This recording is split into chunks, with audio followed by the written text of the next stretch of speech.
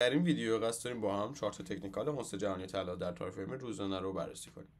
علاوه بر تحلیل، اندیکاتورهای فیشر و مفهوم واگرایی رو با هم یاد میگیریم. معنی واگرایی در بازار مالی چیه؟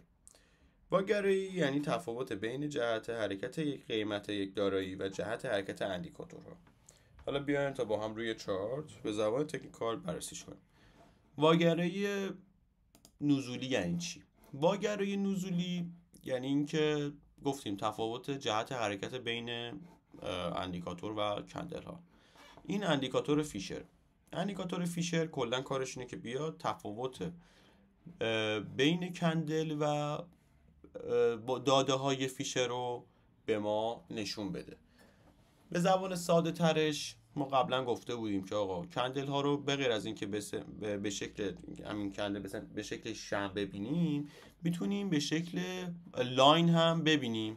حالا این دقیقا همینطوره، داده ها رو داره بر اساس لاین به ما نشون میده، ولی میخواد به ما کلا هدف فیشر اینه که به ما واگرایی ها رو نشون بده، واگرایی های سودی و نزولی. حالا در اینجا من در چارت تکنیکال اونس جهانی طلا در تایم فریم روزانه یک حرکتی رو دیدم، یک واگرایی دیدم که وقتی خب امروز 17 جون 2025 27 خرداد 1404 یک روز خیلی مهمیه، به خاطر اینکه الان ایران در جنگ بین اسرائیل و کلا میتونه این واگرای نزولی خبر خوبی برای پایان دادن به جنگ باشه.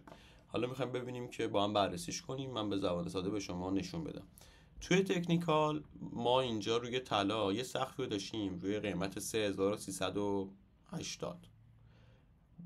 سقف بعدیمون بالاتر بوده روی 3450. اینجا سقف بعدیمونه. پس ما اگه بخوایم فاصله بین این دوتا سقف رو به هم وصل کنیم با یک خط، شیب خطمون سعودی میشه. درسته؟ حالا ما اگه بخوایم همین کار رو در فیشر انجام بدیم، میبینیم که این سقفی که اینجا شیب سعودی داشته نسبت به سقف بعدیش، اینجا نسبت به سقف بعدیش شیب نزولی داره.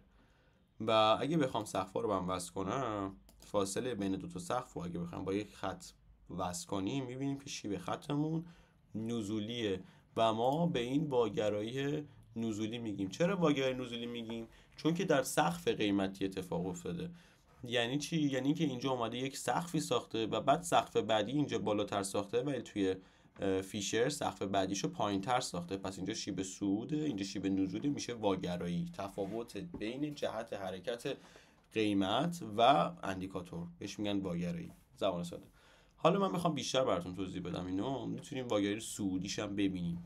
واگرایی سعودیش هم همینجا داده و میتونیم با هم بررسی کنیم. شما این کف قیمتی رو ببینید و کف بعدی قیمتی رو، تو کف بعدی اندیکاتور رو اگه ببینید، این دوتا کف اگه بخوایم فاصله بین دوتا کف ها رو به هم وصل کنیم با خط، میبینیم که شیبمون اینجا نزولیه، روی خط شیب خطمون نزولیه و همین کار رو اگه بخوایم روی کندل ها انجام بدیم، اینجا میبینیم که شیب ما سعودیه و اینجا داره واگرای سعودی رو توی روزانه به ما نشون میده.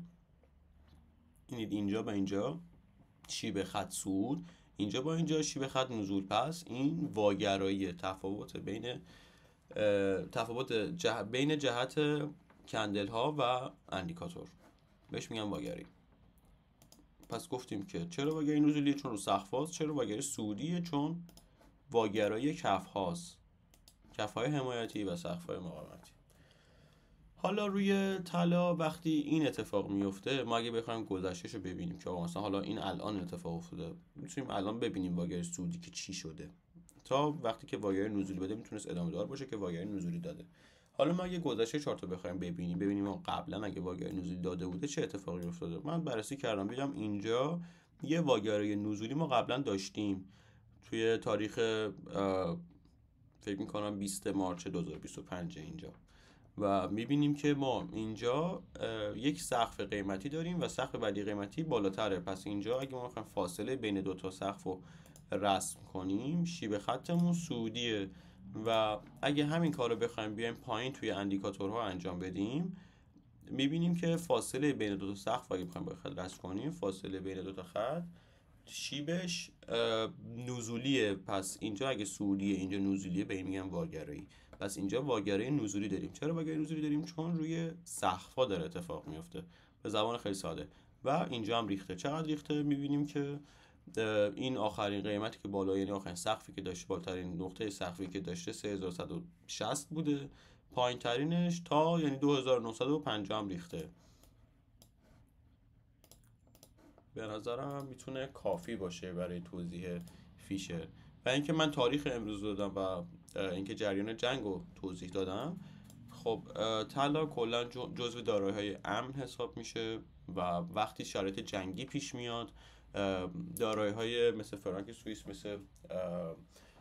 مثل طلا افزایش پیدا میکنن و مردم دارایی‌های سرمایه‌هاشون رو از سرمایه‌گذاری‌های پر ریسک خارج میکنن و به سرمایه‌گذاری‌های کم ریسک وارد میکنن که این یه اعلان جنگ میشه در بازارهای مالی، یعنی نشونه سیگنال اعلان جنگه. و وقتی الان میبینیم که ما وسط جنگ هستیم و در اونس جهانی طلا میبینیم که واگرای نزولی در تایم فریم دیلی داریم. تایم فریم دیلی خودش یه المان خیلی معتبره برای ما، چون که از تشکیل هزاران دیتاهای مختلف و تایم فریم های پایین‌تر برای ما تشکیل شده، پس میتونه معتبرتر باشه تحلیلمون، چون در تایم فریم دیلیه.